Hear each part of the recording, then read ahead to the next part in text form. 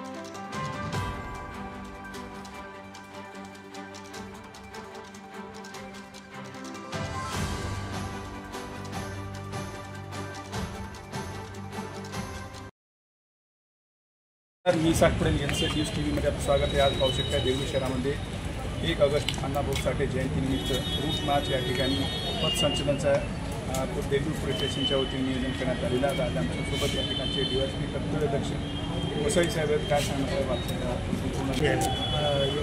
आहे उद्या त्याकरता पोलीस दल सज्ज आहे। तेव्हा आमच्याकडे असलेल्या सर्व फौजफाट्यांनी आम्ही रस्त्यावरून आमची शक्ती प्रदर्शन करतात। किती महिला कर्मचारी